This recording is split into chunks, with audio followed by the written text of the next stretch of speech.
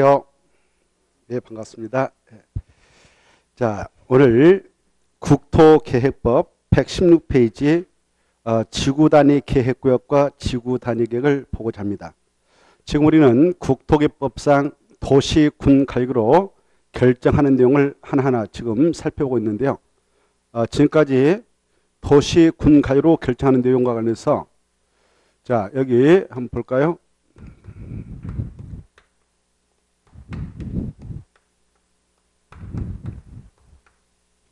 도시, 군, 관리계획을 입안해서 우리의 토지에 따라 결정해 나갈 수 있는 내용 크게 6가지가 있습니다라고 해서 지금까지 살펴보았는데요. 첫째, 용도, 지역, 그리고 용도, 지구, 이걸 지정하고 변경할 때는 도시, 군, 관리로 결정해서 합니다. 그랬고, 두 번째, 용도구역, 토지 이용을 3차적으로 규제하고자 정하는 용도구역, 개발제한구역, 시가와 조정구역, 수산자원 보호구역, 도시 자연 공구역, 이러한 용도구역을 지정, 변경할 때도 도시, 군, 관리로 결정합니다. 그랬습니다. 그 다음에 세 번째, 기반시설이 있었죠. 기반시설의 설치, 정비, 계량을 하게 될 때 도시, 군, 관리로 결정해서 합니다. 그랬습니다. 도시, 군, 관리계. 그리고 도시개발사업,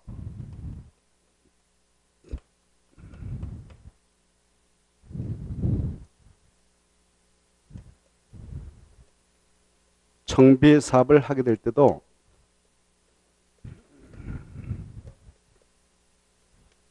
도시, 군, 관리로 결정해서 합니다. 그랬죠. 그리고 다섯 번째, 지구단위 계획구역. 지구단위 계획구역을 지정, 변경을 하게 될 때 도시, 군, 관리로 합니다. 도시, 군, 관리로 결정해서 하고, 그리고 이 지구단위 계획구역이 지정된 그 장소, 구체적이고 상세하게 개발과 정비를 하게 한 내용을 지구단위로 수립해서 결정해가지고 개발합니다. 정비합니다. 그래서 지구단위 계획도 도시, 군가로 결정을 하게 됩니다. 오늘 지금 하고자 하는 것이 이겁니다.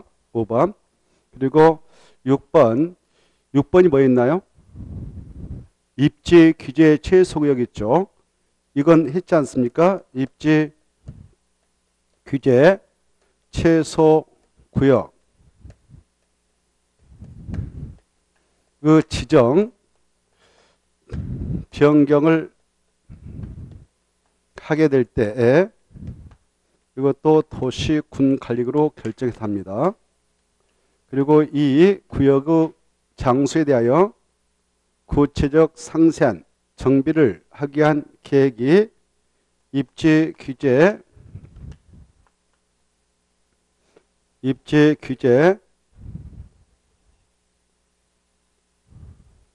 최소, 입지 규제 최소 구역 계획으로 결정이 나는데 이 계획 역시도 도시, 군가로 결정합니다. 그랬죠. 그래서 우리는 1번 했고요. 2번 했죠. 그리고 이것도 용도구역의 파트에서 보았습니다. 지난주에 했죠. 자, 그리고 바로 우리는 오늘 지구단위 계획구역과 지구단위를 볼 것이고, 그 다음에 쭉 가서 보면은 바로 128페이지 기반시설, 이 기반시설하고 그에 따른 또 도시군계획설 128조, 이 파트를 쭉 정리해 나갈 겁니다. 오늘. 그리고 바로 쭉 넘어와서 보시면은 63페이지 개발잉하가 나오고요. 그리고 가다 보면 기반시설 부담구역 그리고 바로 개발 밀도 관리 이런 게 나옵니다. 이 파트를 쭉 오늘 체크하고자 합니다. 먼저 116페이지를 보죠. 준비됐죠? 116페이지 보시면 지구 단위계획이란 용어의 뜻이 나오는데 의의가 나오죠. 이 뜻은 시험에 나온다 생각하시고 중요표에서 그걸 달달달 좀 써보시고 외우도록 하셔야 됩니다.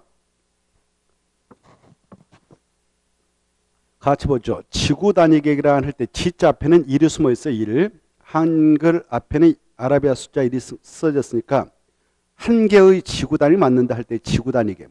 한 개의 지구 단위계획이란 도시 군계획 수립 대상적 일부에 대하여 그것다 줄 겁니다. 도시 군계획 수립 대상적 일부에 대하여 그 말이 키포인트거든요. 거기다 줄 것이고 일부에다 동그라미 딱 칩니다. 그리고 별표 위에다 2개 달아 놓으십니다. 그리고 밑에다 전부 써서 갈표 칩니다. 자, 지금 우리는 지구 단위를 보고 있는데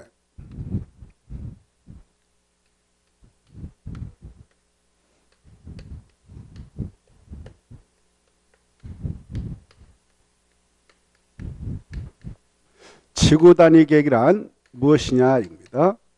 지구 단위라는 것은 바로 이렇게 도시 군계획 수립 대상제라는 것이 이거예요. 도시 군 계획 수립 대상 지역이라고 하는 것을 이해하실 필요가 있는데 먼저 도시 군계획 수립 대상적은 이 도시라고 하는 것은 개별 도시를 말합니다. 그 개별 도시로서 특별시, 그 다음에 광역시, 그리고 특별자치시,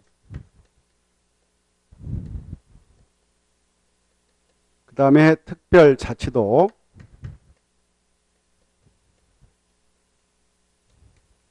시를 말합니다. 행정구역상. 그리고 이 군은 팔도 내에 있는 군을 말하죠. 군. 그래 보세요. 이쪽에서 만든 계획을 도시계획 그래요. 군지에서 만들면 군계획 그래요. 알겠죠? 그래.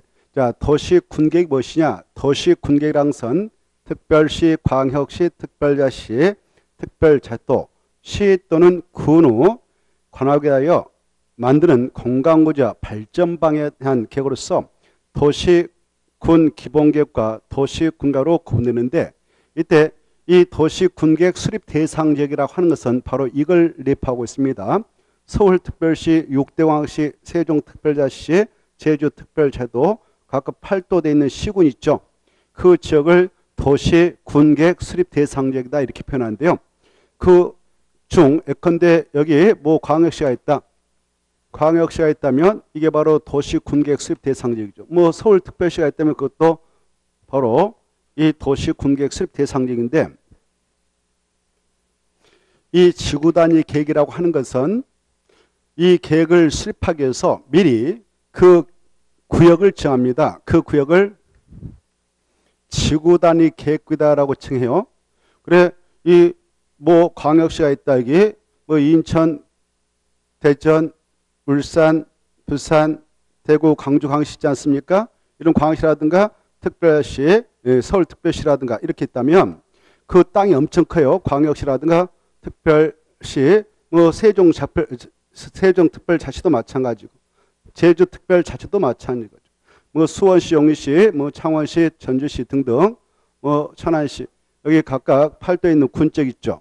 그 행정구역에 있는 땅이 엄청 넓은데 그 지역 내 중에서 뭐 지역을 특정해 가지고 이렇게 특정해서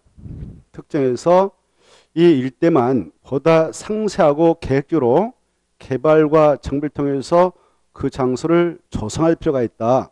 그래서 그 장소의 미관도 개선하고 양원 환경을 확보하며 그 지역의 장소를 보다 체계적 계획적으로 관리를 해야 할 필요가 있다. 라고 할 때 미리 지구 단위 계획구역이다라고 칭합니다. 이렇게. 지구 단위 계획구역이다라고 지정을 하게 되고요. 이렇게 지구 단위 계획구역이 지정되면 이 장소를 상세하고 구체로 개발을 하게 한 내용을 담은 지구 단위를 만들어요. 지구 단위 계획. 지구 단위 계획을 수립합니다. 지구 단위 계획을 수립합니다. 그래서 이 하나의 지구 단위 계획 구역이 지정되면 한 개의 지구 단위를 만들고 있기 때문에 이 하나의 지구 단위 계획이라고 하는 것은 도시 군 계획 수립 대상적 전부에 대하여 수립하는 것은 아니고 이렇게 일부에 대하여 이렇게 수립하고 있다. 이게 중요해요.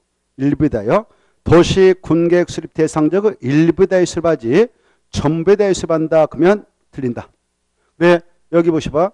여기 뭐 광역시가 있다. 이 광역시의 땅덩이 엄청 큰데 여기 대전광시가 있다. 예컨대 그랬을 때 대전광시 땅이 이렇게 크지 않습니까? 그 전체에다가 통째로 개발과 정비를 하겠다라고 하나의 지구 단위 계획구역을 정할 리는 절대 없습니다.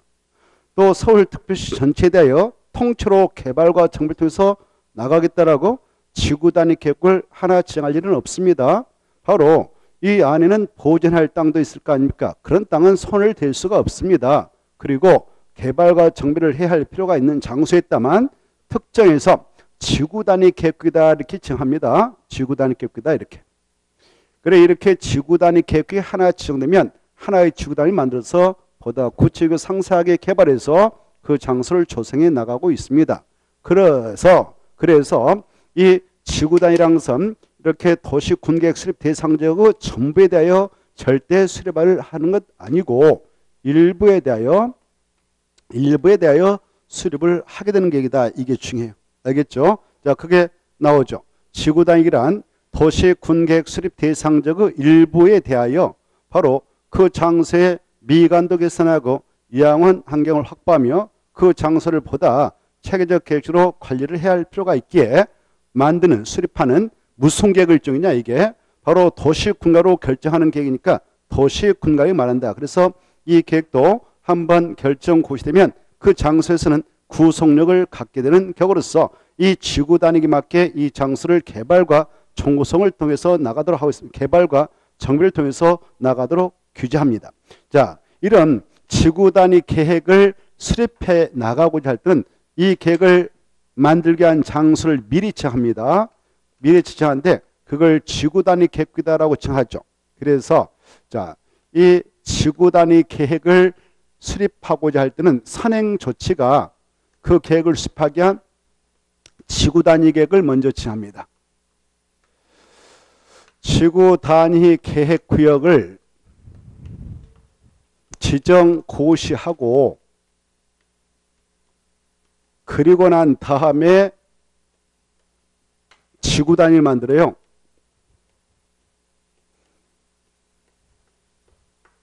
그래 이 지구 단위 계획을 만들 때 수립하게 될 때요. 반드시 포함시켜야 할 내용이 있습니다. 그리고 필요하면 포함시킬 수 있는 내용이 있습니다. 그때 이 지구 단위 계획을 만들 때 포함시켜야 할 내용, 수립할 때 포함할 내용과 관련해서 바로 반드시 포함시켜야 할 내용이 있고요. 필수적 포함 내용이 있고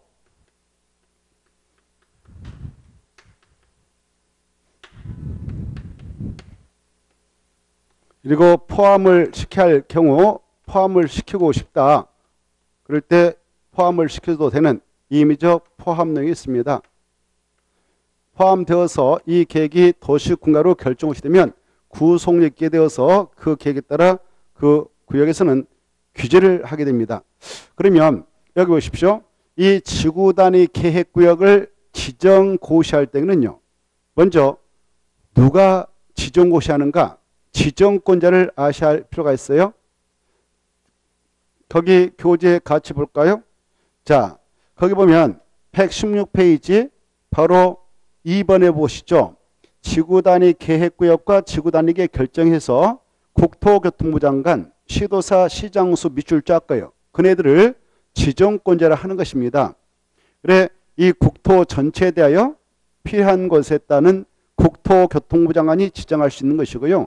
시도사는 자기 시도 내에 따라 지정할 수 있으며 시장 군수도 자기 관할 장소인 시군 내에 따라 지정할 수 있습니다. 그래, 이걸 약조로 국토교통부장을 국장을 하고요. 시도사가 있었고요. 그 다음에 시장 군수가 있었습니다.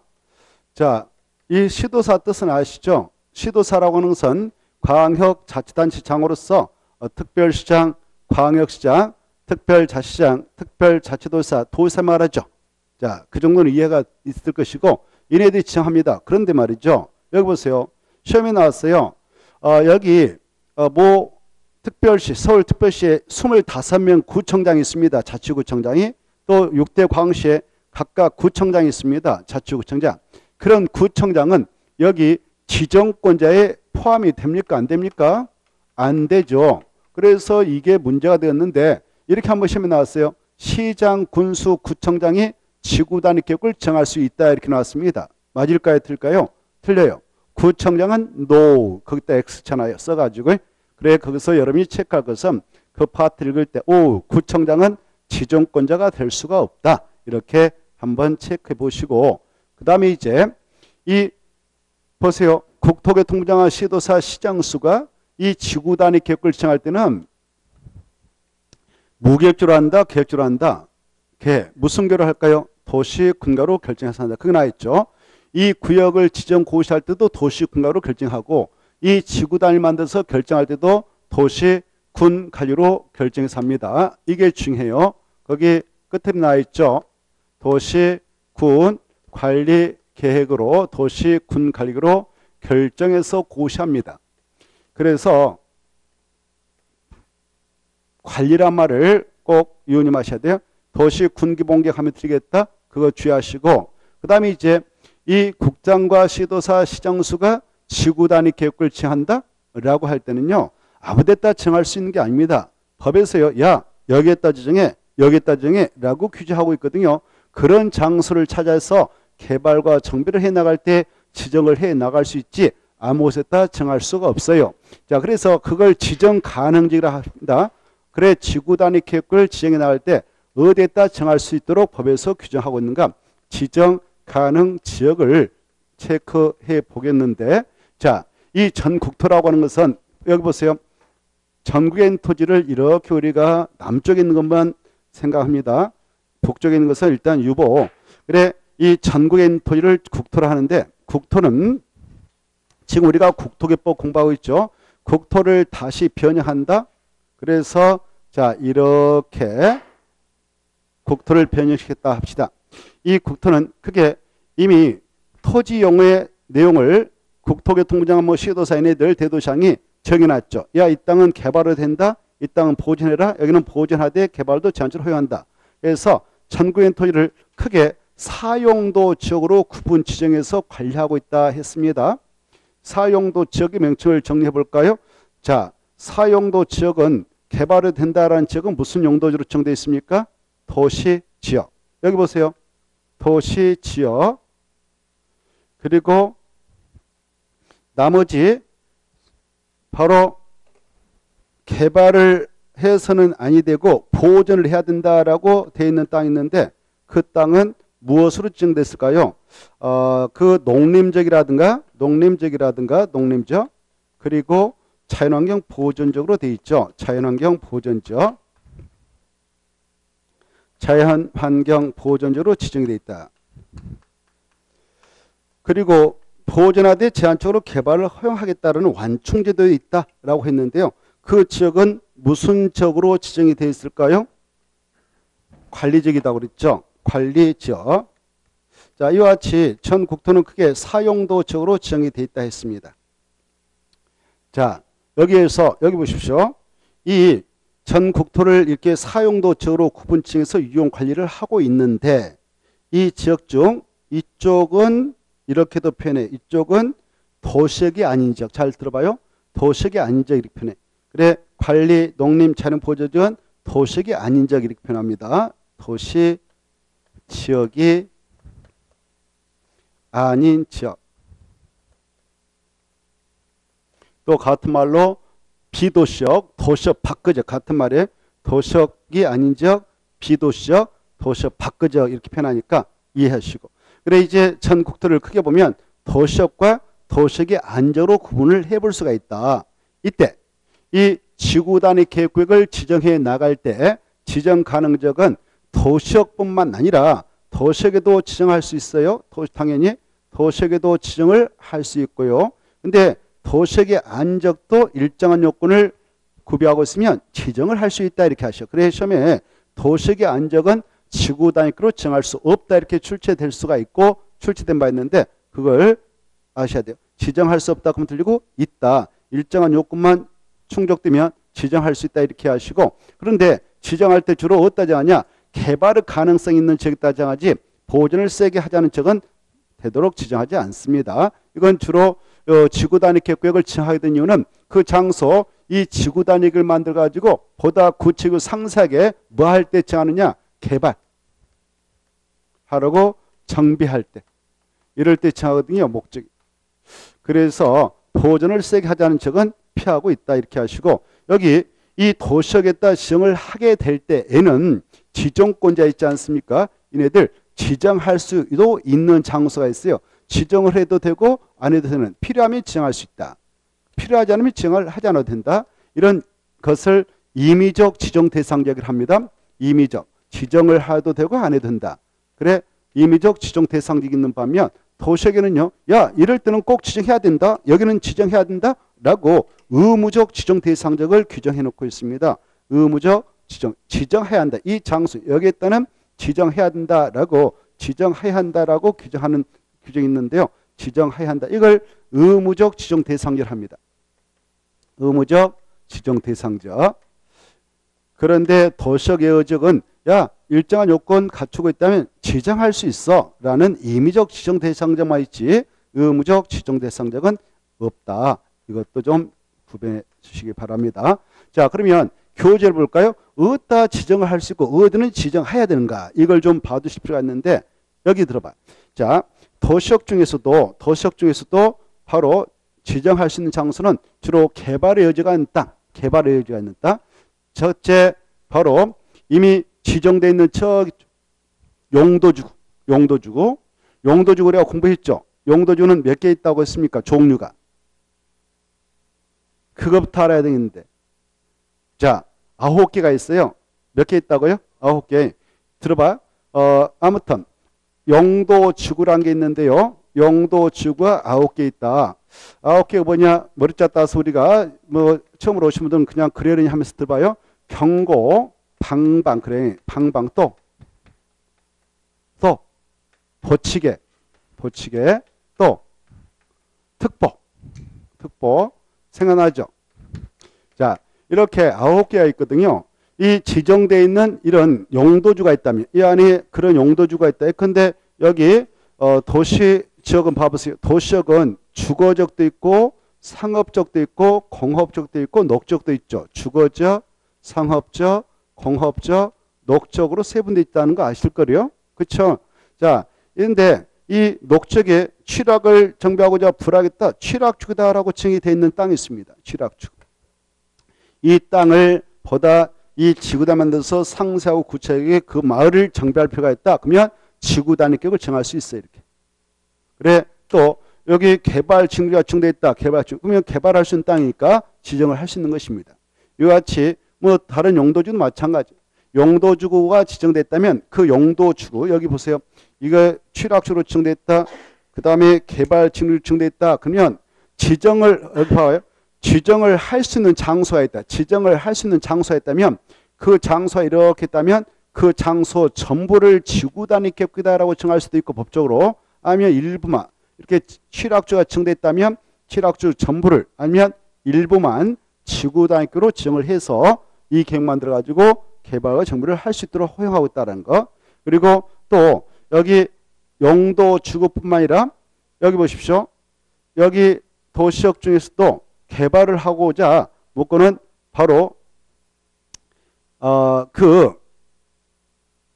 다른 법에 따라 지정되어 있는 바로 대지 조성 사업주가 있다. 주택법상 주택건 사업하려고 목표는 대지 조성 사업주가 있다. 이건 개발하려고 한 장소거든요.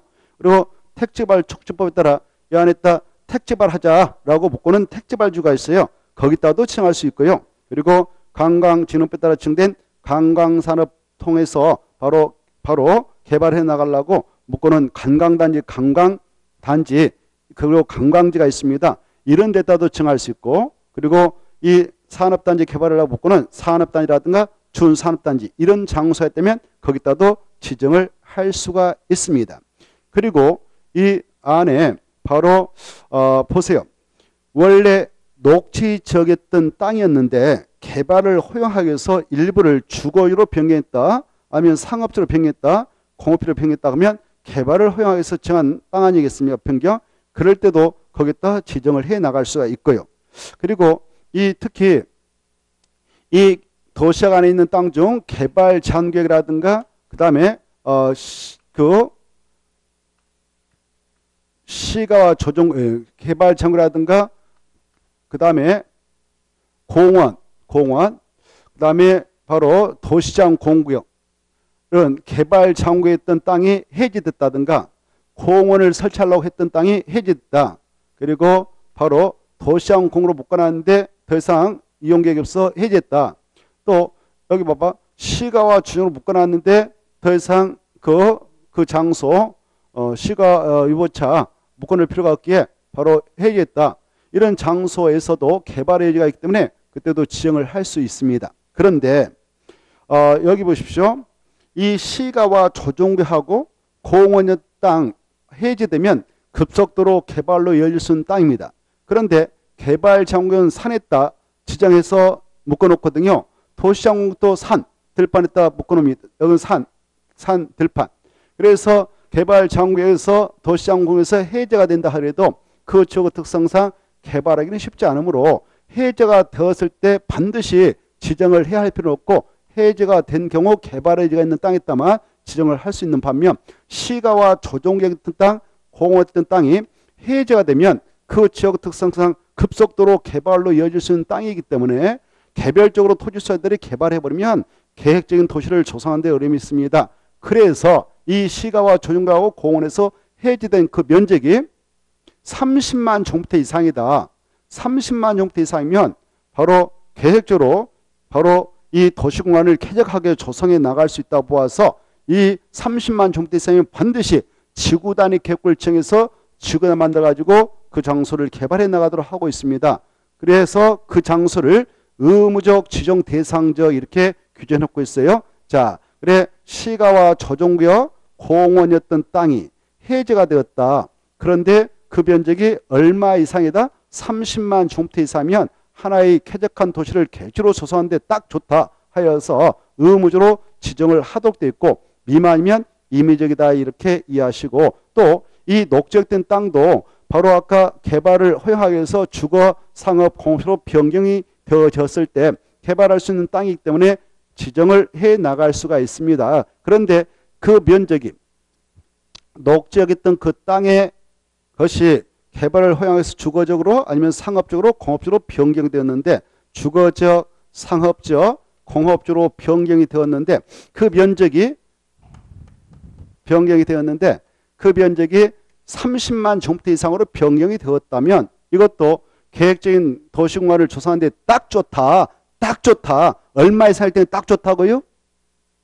30만. 꼭 기하세요. 30만 제곱미터 이상일 때는 계획을 만들어서 쾌적한 도시공간을 조성하는데 딱 좋다. 그래서 바로 이 30만 제곱미터 이상일 때는 의무적으로 지정을 하도록 하고 있다. 이렇게 하시고 그래서 의무적 지정 대상지역은 이렇게 시공에서 해제 30만, 녹에서 주상으로 변경된 지역 중 30만이 있고요. 또 여기 보십시오. 아까 이 도시발구를 정할 수 있는 장소로는 택지발지구도 있고 뭐 그런 여러 가지 있었습니다만 이런 경우도 정할 수 있어요. 여기 보세요. 이 도시 안에 도시개발 사발라 붙고는 도시발구가 있단 말이에요. 이렇게 도시개발구. 그리고 노블랑시 밀집해 있는 장소 정비하려고 정비구다라고 정된 장소에 있단 말이에요. 이렇게 도시개발구역, 정비구역. 이런 장소에 따도 지구 단위 계획을 정해서 나갈 수가 있습니다. 그런데 바로 이 정비구역 안에서 아까 택지발 사발라 붙고는 택지발주 안에서 이 사업이 완료됐다. 택지발 사업이 완료됐다. 정비사업이 완료됐다. 그러면 새로운 주택 등이 탄생되어지는데요. 탄생되어지고 사용하게 되었고 10년이 지났다. 그러면 이제 노후화가 급속도로 이루어질 수 있는 시점이다 보아서 행정처에서 관여해서 이 장소를 계획적으로 관리해 나가도록 하고자 이 정비구역하고 택지발주구에서 그 사업이 끝난 후 10년이 지났다. 그러면 의무적으로 지정해서 관리를 해 나가도록 하고 있습니다. 그래서 이 지구 단위 계획을 의무로 지정을 해야 할 대상적은 세 가지로 앞쪽에서 알아주셔야 돼요.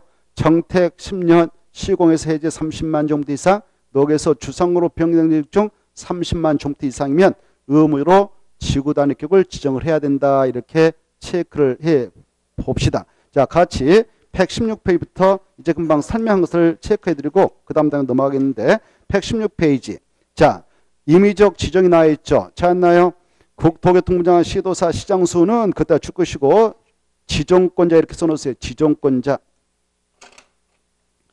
116페이지 임의적 지정 거기 국토교통부장관 거기서부터 줄 거예요.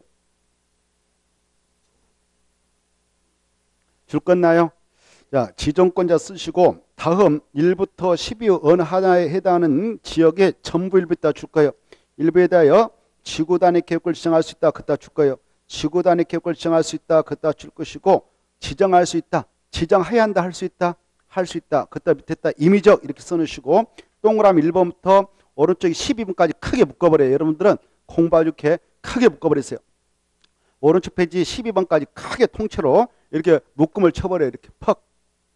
공법을 할 땐 크게 묶고 해서 연결해가지고 알아두셔야 돼요. 거기까지가 임의적 지정 대상이다. 1. 용도 지구 있죠. 경고, 방방, 버치게, 특복에다 지정할 수 있다. 2번 도시발구로 지정된 땅. 3번 정부로 지정된 땅. 택지발지구 지정된 땅. 대중사업지구로 지정된 땅. 산업단지, 준산업단지 땅. 관광단지, 관광특구 지정할 수 있다. 시험은 어떻게 나오냐면은 이제 금방 우리가 체크해 봤잖아요. 그래 이렇게 나와요. 택지발 촉진법에 따라 지정된 택지발 주계는 바로 이 지구 단위 계획을 지정할 수 없다 이렇게 나옵니다. 반대로 나와요. 있다 없다. 있다 그랬죠. 근데 시험에서는 없다 이렇게 나왔어요. 반대로 뭐 어렵게 안 나와 공법은. 그러면 없다 하면 정확하게 틀린 거 아닙니까? 그렇죠? 그래서 우리 공법은 어렵게 안 나오니까 자주 읽은 게 상책이에요. 아 여기다 지정할 수 있구나. 그래 지금 우리가 읽었는데요. 1번부터 7번까지 묶어봐요. 1번부터 7번까지는 개발 정비 그렇게 써놔. 개발 정비 가능. 그래 지금 읽어봤던 곳은 다 뭐 하자는 땅들이에요. 개발도 해보자, 정비를 해보자는 땅이죠. 그런 장소에다 정을 하게 되는 것이 바로 지구 단위 계획구역이거든요. 그 다음에 이제 8번을 잘 유념하셔야 되겠습니다. 8번이 눈여겨볼 대목입니다. 자, 개발 장구에서 해제 체크해. 가다가 봐봐요. 해제되는 구역이다. 개발 장구에서 해제돼야 돼. 해제되면 개발의 여지가 생길 수 있죠. 도시장원에서 해제돼야 돼요. 시가 와주면 해제, 공원에서 해제 이렇게 해석해. 해제가 되어지면 개발의 여지가 있는 땅이 되니까 그때도 지정할 수 있는 것이고 또 녹지적이었던 땅, 보존하자는 녹지적이 개발 용도의 지긴 주거, 상업, 공업적으로 병된 구역 그 정도만 딱 체크해요. 그 정도까지만. 다른 거 보지 말고 이제 금방 체크했죠. 그것까지만 딱 체크하라고 흔적을 남겨라고. 그래서 이렇게 그런 땅에다도 지정할 수 있습니다. 그 다음에 나머지는 통과를 해도 되고 그 다음에 넘어가서 보시면은 넘어가서 보시지 말고 그 9번에 하나만 봅시다. 9번에 보면 3번 9번에 속에 들어가서 3번 9번에 3번 속에 들어가서 몇 개 이상의 노선이 교차하는 대중교통 결지로부터 몇 킬로미터의 위치한 지역에다도 지정을 할 수 있다고요. 3개 1km 이걸 꼭 봐두셔. 이것도 한번 기출된 바 있거든. 여기에다도 지구 단위 계획을 지정해 나갈 수가 있다. 이 정도를 봐두시면 좋겠고 넘어가십니다. 넘어가셔서 넘어가면 바로 또 118페이지 1번, 2번, 3번 그 박스 속에 보면 7번까지 있죠. 그것도 묶어버려. 거기다 1번, 2번, 3번, 7번 있는데 그것도 묶어서 앞에다 씁니다. 임의적 지정 대상자 이렇게 써놔요. 임의적 지정 대상자. 지정할 수도 있고 안 할 수도 있다. 이걸 임의적 지정 대상자라고 그래요. 임의적. 그것도 임의적 지정 대상자라고 합니다. 아까 1번부터 12번까지 연결되라고 했죠. 그래 12번의 1부인데 임의적 지정 대상자. 거기도 지정할 수 있다 그 말입니다. 임의적 대상.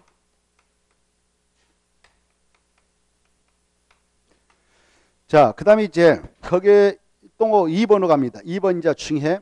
이 보면 의무적 지정 대상자 그다 줄 거예요. 의무적 지정 대상자 그 말다 줄 것이고 제목 보면 의무적 지정 대상자 나왔죠. 자, 국토교통부장은 시도사 시장수는 그다 미칠 것이고 지정권자.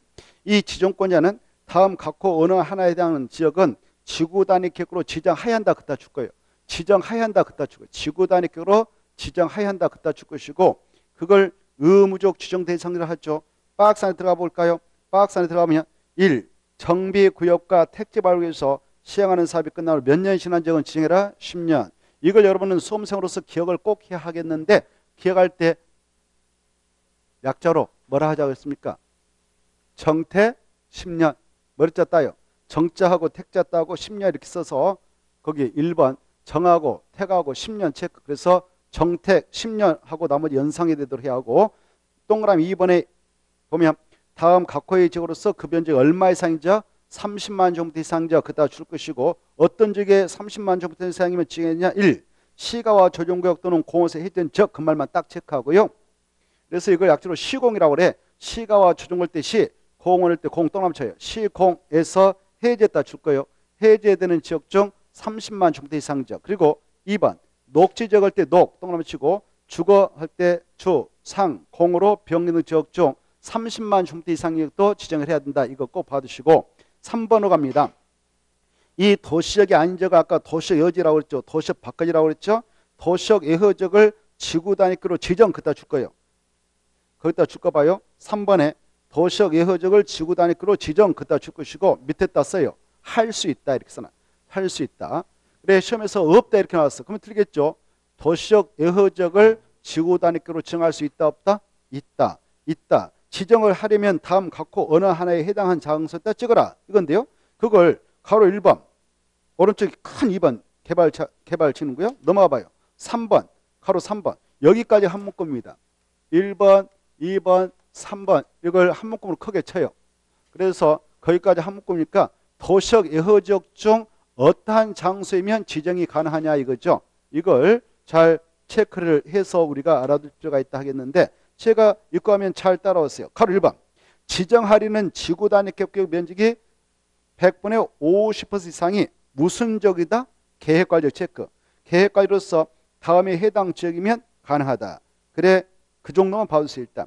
그래 그 면적이 바로 50% 이상은 돼야 되는데 어느 지역에다 지정할 수 있냐? 계획관리적에다 체크해요. 계획관리적에다 포인트 잡아요. 여기 보셔봐. 자, 이 지금 도시역이 아닌 지역을 달리 도시역이 아닌 지역을 도시역 예허지역이라고 그랬죠 아까.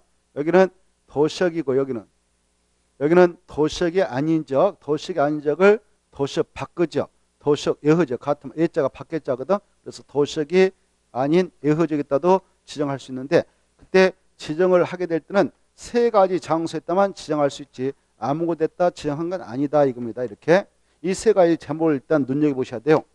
이 도시역 예허지역은 바로 이렇게 관리적이 있고 농림, 자연 보존이 있는데 이 농림적과 자연 보존은 용도적상 보존센스에서 개발하기는 쉽지 않습니다. 관리적은요 다시 세 가지로 세분된다는 거 알죠? 도시로 편입이 예상되는 지역으로서 제한적인 개발을 허용하고 계획적 책임 관리가 필요한 지역에 따라 지정 것이 무슨 관리로 지정될까요? 계획 관리적이다. 그래서 관리적 중 법적으로 제한적인 개발이 허용되고 있는 관리적은 계획관리죠. 그 다음에 이 농림지역 근처에 있는 관리적은 뭐라고 세분화 지정하냐? 생산관리적이다라고 세분화 지정하지 않으세요? 자, 그리고 자연환경 보존지역 근처에 있는 관리적은 보전관리적이다라고 세분 지정한다고 그랬죠. 보전관리적.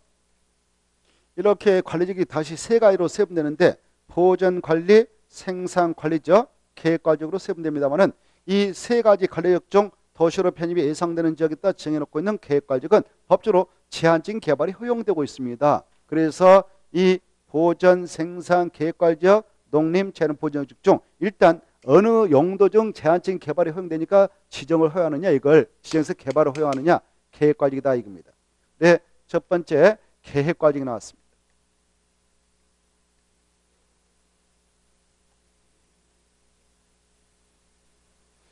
계획관리적이다 정할 때는 법에서 요구하는 일정한 면적만 충족되면 돼요. 일정한 면적만 충족되면 됩니다.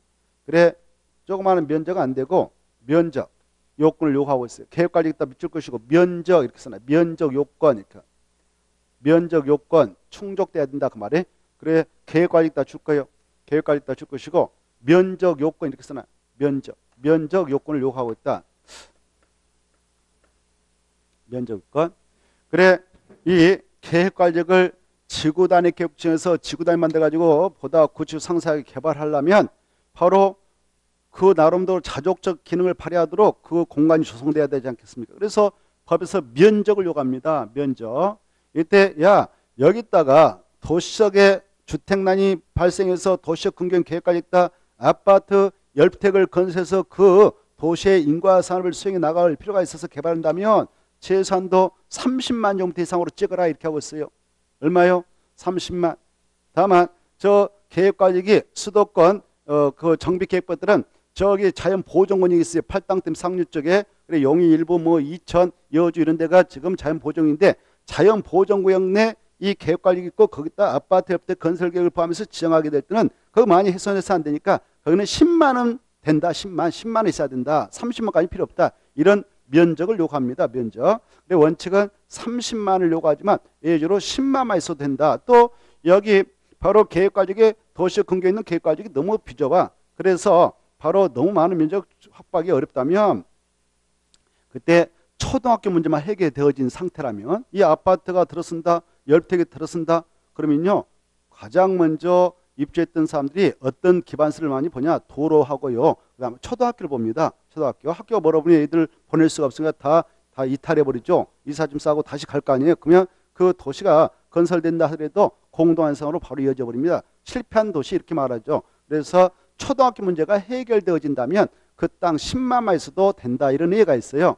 그래 원칙은 얼마나 있어야 되지만 30만. 그리고 아파트 옆에 건설 계획 없이 다른 목적 가지고 개발하라고 할 때는 야 3만만 있으면 된다. 3만 정도라고 하는 것은 우리 운동장 원래 이 100m 달리기 하려고 딱 그 보면 여기서 여기까지 딱 거지잖아요. 끝까지. 또 이렇게 100m 하려고 하면 또 끝까지 갈 수 있어요. 100m가 1만 정도 면적인데요. 그 운동장 3개를 합한 것을 3만이다 이렇게 하면 돼요. 그러면 30만이면 30개가 되겠죠.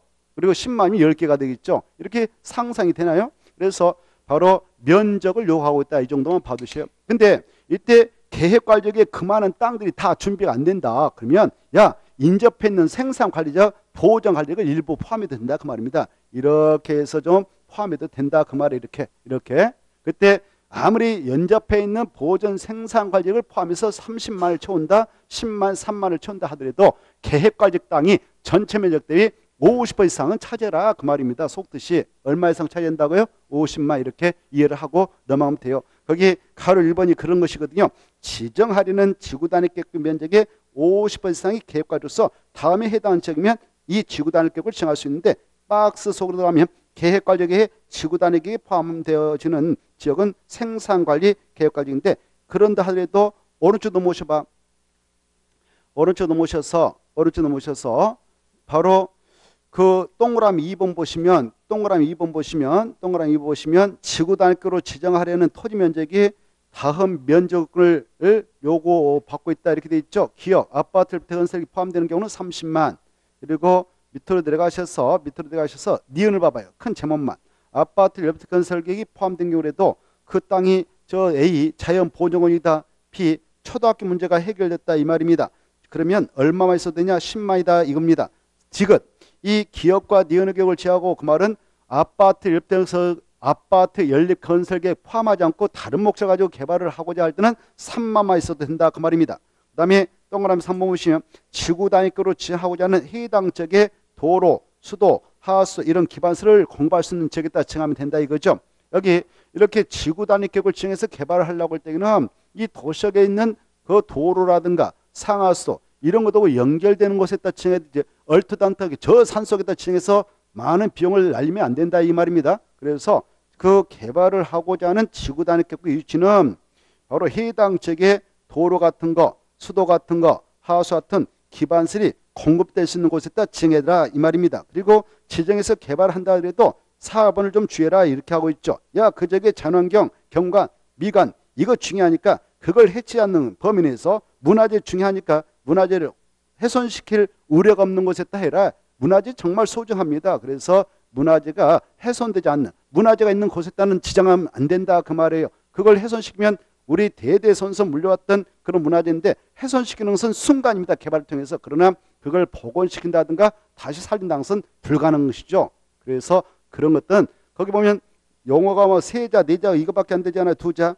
문화재 세자, 미관 두자, 경관 두자, 자연환경 네자 이렇게 돼 있는데 이게 어마어마하게 소중한 겁니다. 두자, 세자, 네자지만 이게 하루아침 만들어진 거 아니에요. 수십 년, 수백 년을 거쳐서 만들어진 그런 것입니다. 그래서 그런 것들은 우리가 있을 때 잘해줘야 된다. 잘 보존해서 후대한테 물려줘라 이 말입니다. 그래서 그런 장소는 피해라 이거죠. 이거 중요한 거예요. 잘 읽어두셔. 자, 그 다음에 이 지구단위 계획을 지정할 때에 도시계획을 찍을 때는요. 이제 금방 이렇게 계획관리에 따도 찍어서 조심스럽게 개발을 할 수 있고요.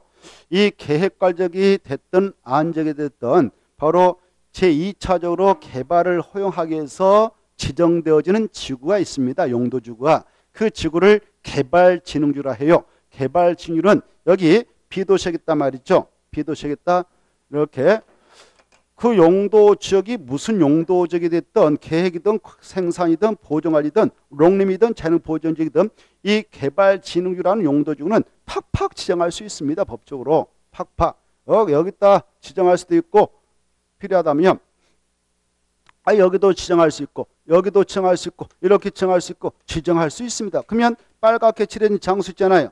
개발진흥지구가 지정됐다 그러면 이 개발진흥지구는 토지용의 2차적 규제를 하게 한 것으로서 용도지구입니다. 용도지구와 용도지역 위에 중첩 지정이 되면 용도지역이라고 해서 아까 그 보전관리, 생산관리, 계획관리, 농림적, 자연보존 있잖아요. 용도지역은 1차적 토지용 규제. 학년으로 빗대면 그건 초등학교 1학년. 용도지구는 2차적 규제. 초등학교 말하면 2학년이라고 그랬죠.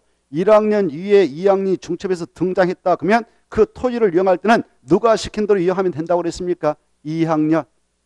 그랬어요? 안 그랬어요? 지난주에 했잖아요.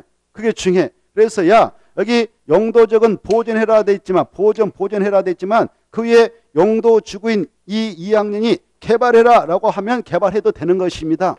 그래서 빨갛게 지정된 개발지구는 그 땅이 용도적상 보존을 하게 돼 있는 땅이라도 개발을 해도 된다 이거죠. 이때 개발의 여지가 있는 지구니까 거기에다가 지정을 해도 된다 이거예요. 그런데 이 개발지구라고 하는 것은 종류가 몇 가지로 세분되어 지정됩니까? 지난주에 공부했죠. 그래 그걸 지난주에 했는데 5개가 있다. 이걸 우리가 알고 있어야 되는 겁니다. 몇 개 있다고요? 5개. 5개가 무엇이냐? 바로 5개를 한번 써볼까요? 어떻게 기억해라 했습니다. 기억해라 했습니까? 개자 따가지고 개 새끼 할 때 개 그랬잖아요. 생각나요? 개가 입에다 주산을 물고 다닙니다. 그랬죠. 주산. 주판 있잖아요. 그래서 개 주산. 그 다음에 이 주산 물고 다니면서 누구한테 배우러 다니냐 물어봤더니 간복특이라고 그랬죠. 간복특. 그래 이걸 기억해라고 그랬어. 개주산 간복특, 개주산 간복특, 개주산 간복특. 그랬죠. 그래 이때 개발진흥지구는 주거개발진흥지구, 산업, 유통개발진흥지구, 그 다음에 관광휴양개발지구 이런 것들이 딱딱 머릿속에 들어있어야 이해를 하면서 따라올 수 있죠. 그래서 복습이 중요한데 복합개발진흥지구, 특정개발지구 이렇게 있지 않습니까? 이렇게 5개가 있어요. 5개. 그래 주거개발지구는 주거기능을 중심으로 개발 정비할 필요가 있다라고 할 때 정한다고 그랬죠. 주택개발이라 그 말이에요. 주택. 이 주거개발지구가 여기 딱 정되면 여기는 주택 집중적으로 개발해도 된다라는 땅입니다. 여기 산업유통 개발지구가 정되면 이 땅은 공업기능, 물유통기능을 중심으로 개발 정비할 필요가 있을 때 정해준 땅이니까 공장 져라, 물류센터 창고 개발해서 져라 이 말이죠. 그 다음에 관광휴양 개발지구가 정되면 여기는 관광호텔, 휴양설 개발해도 된다. 이런 지구로 지정된 겁니다. 복합개발지구는 복합개발을 뭡니까? 이제 금방 언급했던 여러 가지 기능이 있었죠. 주거기능, 공업기능, 물유통기능, 관광휴양 기능. 이런 기능을 최소한도 몇 개 이상 묶어서 개발할 때 복합개발이라냐? 2개. 몇 개? 2개. 알아주세요. 몇 개요? 2개. 그래서 2개 이상의 기능을 복합적으로 개발할 때 지정된 것이 복합개발지구예요. 특정개발지구는 이제 금방 언급했던 그런 기능의 특정 기능을 중심으로서 특별히 개발할 필요가 있을 때 정한다고 그랬습니다. 자, 이렇게 5개가 있는데요. 여기 봐봐. 이때 이 것들이 지정되어졌을 때요. 자, 이 개발 징후주가 지정된 곳에다 여기다 이렇게 여기가 지정됐다 합시다. 도시적 의지에. 그때 여기다 지구 단위 계획을 이렇게 지정한다. 전부가 됐든 일부가 됐든 지정하려고 한다. 그때는 이것은 그것다 써놔요. 위치 요건을 요구하고 있다. 위치 요건 이렇게 써놔요. 위치 요건. 위치 요건. 뭘 요구하고 있다고요? 위치 요건 이렇게 써놔요. 위치. 개발 징조에다 줄 것이고 위치 요건 이렇게만 써놔요. 무슨 말이냐? 여기 봐봐. 하나만 예를 들어서 말씀드릴 테니까. 이 주거 개발 징조 여기 보세요. 주거 개발 징조가 중요한데 주거 개발 징조가 여기 봐봐요. 주거 개발 징조가 계획 관리적에 지정될 수도 있고 생산 관리적에 또 보정 관리적에 농림적에 자연환경 보존적에 지정이 될 수가 있어. 법적으로. 그런데 여기 보세요. 주거 개발 징조가 이렇게 지정이 되어 있다 하더라도 위치 요건을 요구하고 받고 있기 때문에 이 주거 개발 징조는 도시적 예허지역 중 어떠한 용도 지역에 지정되어 있어야 어느 용도 지역에 지정되어 위치하고 있어야 이 지구 단위 계획을 지정에 들어갈 수 있느냐? 반드시 계획관리지역에 지정되어 있을 때만 지정이 가능해요. 계획관리지역이 아닌 생산, 보전, 농림, 자연 보존지역에 주거 개발 징조가 지정되어 있다면 거기다는 지구 단위 계획을 지정할 수 없어요. 어디에 위치하고 있어야 된다고요? 계획관리지역에. 거기 나오죠. 자, 그거 하나 체크하고 갈까요? 바로 2번. 개발 징후서 다음에 해당 지역이라면 지구 단위 계획을 지정할 수 있는데 바로 2의 기억 봐보세요. 주거 개발 징후 거기다 줄 거 봐요. 기억. 주거 개발 징후는 밑에 줄 어디에 위치하고 있어야 되냐? 계획관리지역. 그 정도는 봐두시오. 어디에 위치하고 있어야 된다고요? 계획관리지역. 그것만 봐두시고 넘어가 보셔. 넘어가서 보시면은 가로 3번 이 용도 지구를 폐지하고 그 용도 지구에서의 행위자를 지구 단위 계획으로 대체하려고 한다. 그럴 때도 지정할 수 있습니다. 여기 보십시오. 이 비도시에요. 이걸 비도시라는데 관적, 농림적, 자연 보존지역에 비도시에다가 그 용도적상 불악이 있어. 불악이 있다. 마을이라거든. 이런 불악이 있다면 이 불악을 정비해 나갈 때 약간 인센티브 주기 위해서 여기다 칠악주다라고 칭해 줄 수 있거든요. 칠악주. 칠악주를. 칠악주로 칭해서 그 지역에 여러 가지 인센티브를 제공하고자 지정이 되어 있는데 그리고 그 칠악주 칭에 따른 행위제한도 가해지고 있는데 이 불악민들이 다 돌아가셔 버렸습니다. 다 돌아가셔 버렸어. 시골 보면 조그마한 불악들은 많이 소멸돼 가고 있잖아요. 노인들이 다 돌아가시고 자녀들이 모셔가서 요양으로 모셔가고 그래서 텅텅 비어가는 마을도 없지 않아 있습니다. 그러면 이 칠악주는 더 이상 존치할 이유가 없어지잖아요. 그렇죠? 칠악주는 더 이상 존치할 이유가 없어지죠. 그래서 이걸 용도주를 폐지해버리고 그 대신 이렇게 방치하면 또 안 되니까 다른 목적을 가지고 이 계획을 만들어서 보다 이 동네를 개발과 정비를 통해서 조성해 나갈 필요가 있다. 그럴 때도 이걸 지정할 수가 있다. 그 말입니다. 그게 그 말이에요. 용도지구를 폐지하고 그 용도지구 안에서 여러 가지 행위제한 이 칠악주가 있다면 그 칠악주를 폐지하고 그 안에서 여러 가지 그동안 적용되어 왔던 행위제한을 이 지구 단위를 만들어서 대처를 하려고 한다. 그럴 때도 이걸 여기다 지정할 수가 있다. 이게 잘 나오니까 잘 이해하시고 체크해 두시고 고민해 보십시오. 가로 3번 자 통과하고 그 다음에 이제 제3절로 들어갑니다. 이 지구 단위 계획구역을 이렇게 잡아요. 지구 단위 계획구역을 지정했다. 지구 단위 계획구역을 아까 지정할 수 있는 장소에다 지정했습니다. 지정권자가 지구 단위 계획구역이다라고 지정했다 합시다. 이렇게 지구 단위 계획을 지정했다면 이 장소 바로 이 계획을 만들어서 구체구 상사하게 개발과 정비 통해서 조성합니다. 그럴 때 이 지구 단위 계획구역을 도시군가로 결정해서 고시하고 나서 그 장소 이런 내용을 가지고 개발과 정비를 통해서 조성하겠습니다라는 계획을 지구 단위로서 만들어서 고시해야 되는데 그 기간은 몇 년에 만들어서 고시해야 되냐 이 계획을 늦어도 거기에 3년에 만들어서 고시해야 돼요. 3년. 몇 년이요? 3년. 아주 중요해. 3년. 그걸 한눈으로 보고 올까? 여러분이 그냥 막연히 설명만 듣고 있으면 또 잠올수가 있어요. 잠올수가 있으면 눈으로 체크를 해버려. 127페이지 이렇게 손잡고 와서 127페이지 가로 1번 127페이지 상단의 가로 1번 보고 계신가요? 가로 1번 중요해요. 중요하니까 알든 모르든 이해하고 그 수치를 머리다 넣으면 돼요. 거기 보면 지구 단위 계획구역을 지정하는 도시군관리계획 결정고시부터 3년 체크해요. 3년에 그 지구 단위 계획구역에 대한 지구 단위 계획이 결정 고시돼야 된다. 고시되지 아니하면 그 3년 체크해요. 되는 날 다음 날 체크해요. 다음 날에 그 지구 단위 계획구역의 지정은 바로 지정하는 도시군관리 결정은 효력을 잃는다. 효력을 잃는다. 그따 주구시가 한자로 실효 이렇게 써놔요. 실효. 실효가 되면 바로 그 사실을 가로 3번으로 건네서 아까 그걸 결정고시했던 국장, 시도사, 시장수는 그 사실을 지체 없이 고시해주면 되는 것입니다. 그리고 2번 봐봐요. 아무튼 이제 금방 보았던 거 3년 중에 3년 다음날 꼭 아시고 한 문제 가면요. 12회 때는 그게 한 문제 나왔습니다. 어떻게 나왔냐면은 3년 다음날을 가로 세간대 쳐놓고 가로 안에 들어갈 그 수치로 바로 연결된 거. 3년 다음날 1번, 2번 3년 2년 다음날, 3번 1년 다음날 이렇게 나온단 말이에요. 그래 3 다음날 꼭 아셔야 돼요. 그리고 가로 2번 보시봐. 가로 2번까지 덩달아 보겠는데 여기 우리가 도시군관리계획을 입안해 나갈 때 입안권자는 국장, 시도사, 시장, 군수 이네들 수산자본, 해양수산부장 이네들인 행정청에서 입안한다 했습니다마는 우리 주민과 이해관계자도 이 건에 대해서 입안 좀 해주세요라고 입안 전할 수 있다고 그랬죠. 했죠. 입안 전할 수 있는 사항을 약조로 기지산 대책을 했죠. 기반시설 설치정비 계량 그리고 지구 단위 계획 이거 제한할 수 있다고 그랬어요. 이거 제한할 수 있습니다. 이거 해달라고 이것도 해달라고 제한할 수 있다고 했죠.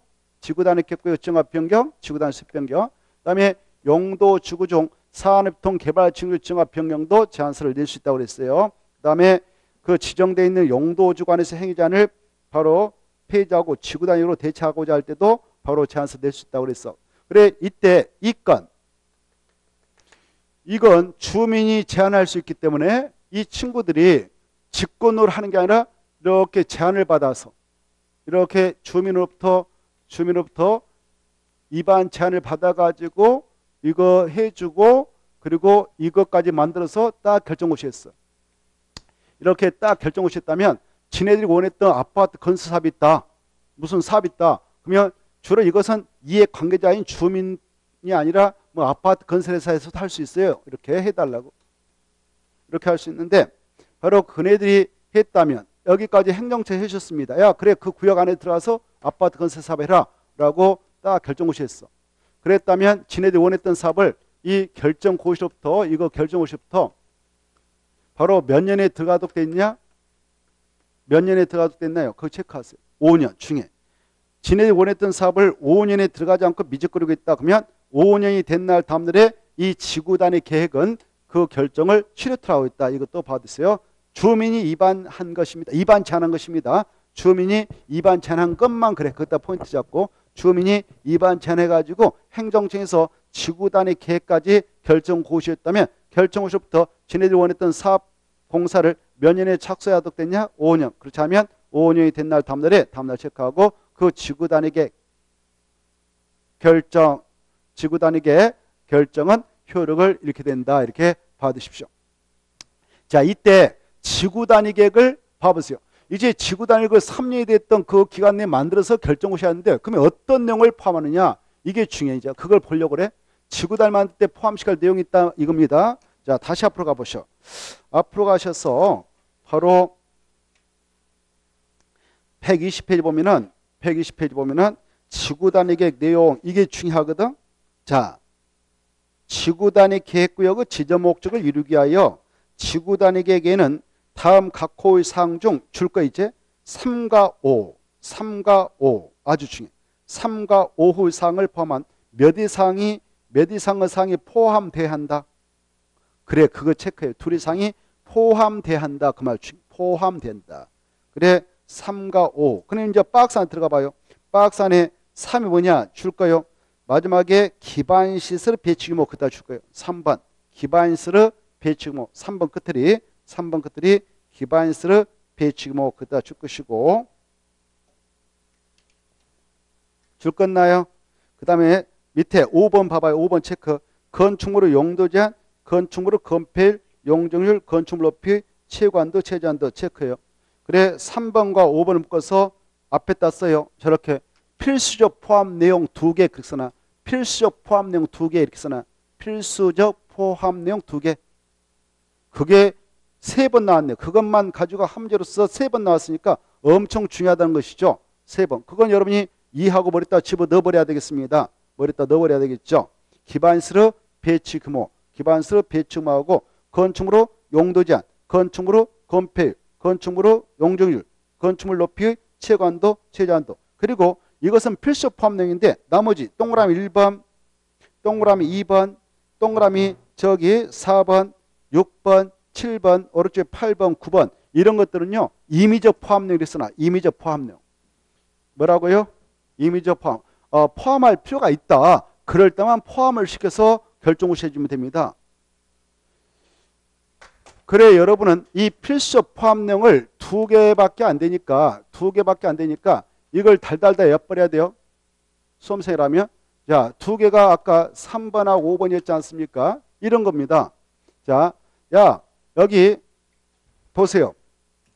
지금 지구단의 계획을 정해서 바로 지구단 만들어가지고 이 장소 보다 구체적 상세하게 개발을 통해서 정부를 통해서 조성해가지고 이 장소의 미관도 개선하고 야원 환경을 확보하고 그 장소를 보다 계획적 체계로 관리하고자 지금 이 구역이 지정되었는데 이 구역의 목적을 달성할 수 있는 이 계획을 만들어낼 때는 바로 이 장소에 들어설 기반설인 도로 이렇게 배치하겠다. 그리고 규모는 20차선, 18차선 이렇게 그래 기반시설의 배치 규모는 정확하게 반드시 정해서 고시해줘라 이겁니다. 그래 이런 도로 같은 거 그리고 뭐 광장 같은 거 그다음에 뭐 여기다 뭐 터미널이면 터미널 이거 다 기반설이거든요. 이런 기반설의 배치 규모를 정확하게 정할 거.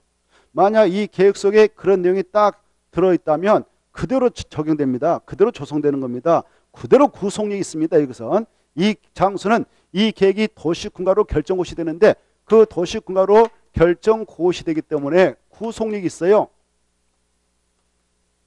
아까 이런 내용을 포함해서 도시군가로 딱 결정고시 하면 그것은 구속력 있는 계획이 되어서 이 계획들만 이 장소가 예쁘게 정말 구체적 상세하게 개발과 정보를 통해서 조성됩니다. 그 다음에 이제 이런 기반서 배치물을 정확하게 집어넣어야 모양새가 있게 되지 않겠습니까? 그리고 두 번째 이 지역에 여기 보세요. 이 블록은 바로 그 용도주가 무엇이 됐든 불문하고 이 계획을 통해서 여기다 건축물 용도를 딱 정해줍니다. 건축물로 용도를 정확하게 정해서 제한을 해줘요. 용도를. 야 이쪽 땅은 아파트만 건축해라고 딱 정해줘 버려요. 그러면 이 땅을 구입해서 건설하고자 하는 자들은 무조건 아파트 지어야 되는 겁니다. 자기 마음대로 뭐 유락서 같은 거 지을 수가 없어요. 알겠죠? 자 여기는 교육서를 쓰도록 했다. 건축물 용도 제한할 때 교육서를 여기다 집어넣었다 그러면 초등학교, 중학교, 고등학교 이런 것만 들어가지 다른 건 절대 들어갈 수가 없습니다. 여기 보세요. 야 여기는 공공청사만 집어넣어라. 그러면 여기는 동사무소인 주민센터, 파출소, 지구대 이런 것들이 들어가지 다른 거 들어갈 수가 없습니다. 그리고 야 여기는 다세대만 집어넣어라. 다세대만. 그러면 여기는 다세대만 되지 이 땅을 구입했던 친구 이렇게 대지 구입했다 가지고 있다. 그렇다고 해서 자기 마음대로 여기다 다가오고 원룸을 짓는다든가 이걸 못하게 되는 것입니다. 그리고 이 땅의 상업지에도 여기다 무슨 숲박스를 짓는다든가 목욕장을 짓다 이거 할 수가 없어요. 오직 이 장소는 이 계획이 딱 결정을 되면 이 계획이 법이 되고 구속력이 있어서 이 계획의 정도만 이 장소를 이용하도록 규제받는다. 이렇게 이해하면 좋겠습니다. 그래서 야 이 계획을 만들 때 반드시 건축물 용도를 제한해서 정해주라. 건축물 용도를 정확하게 제한해서 고시해주고 이 건축물을 건축하게 될 때 들쑥날쑥하면 보기가 흉측하니까 건축물 건축할 때 적용되는 규모의 제한을 가하게해서 적용토록 되어 있는 건폐율도 정확하게 정해주고 그리고 그 용적률도 정확하게 정해주라. 용적률. 그리고 바로 건축물 높이. 건축물이 들쑥날쑥하면 안 되니까 건축물의 높이 최고한다고 최저한도 몇 층 이하로 몇 층 이상으로 해라 라는 최고한도하고 최저한도를 정확하게 정해주라 이렇게 하고 있어요. 최고한도도 최저한도도 정해주라. 이렇게. 이걸 정확하게 여러분은 암기해야 돼요. 수험생이라면. 이런 것이 할 일이에요.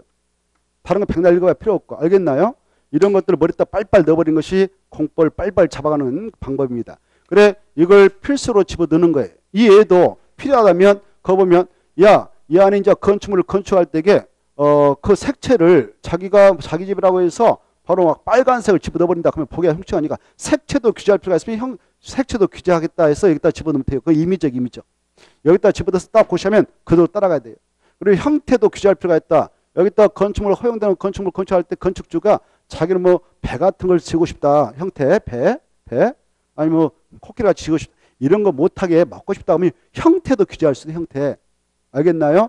그래 이 계획이 아까 그런 내용을 담아서 딱 고시되면 그대로 구속력이 있다. 이 계획에서 시킨 대로 해야 하는데 지 마음대로 하다 걸렸다. 이 안에서 이 계획이 결정되면 그 계획에 맞게 건축물을 건축하고 용도 변경하고 대선에서 이용해야 돼요. 그런데 그 계획에 반하게 지 마음대로 하다 걸렸다. 그러면 위반자가 돼요. 위반자는 가만 둬야 되겠어요? 아니면 잡아다 처벌해야 되겠습니까? 잡아다 처벌해야 이 법의 실효성을 확보할 수 있고 법치사를 실현할 수 있죠. 그래서 잡히면 2년 이하의 징역, 알아두셔야 돼요. 2년 이하의 징역 또는 2천만 원 이하의 벌금에 처하도록 하고 있다.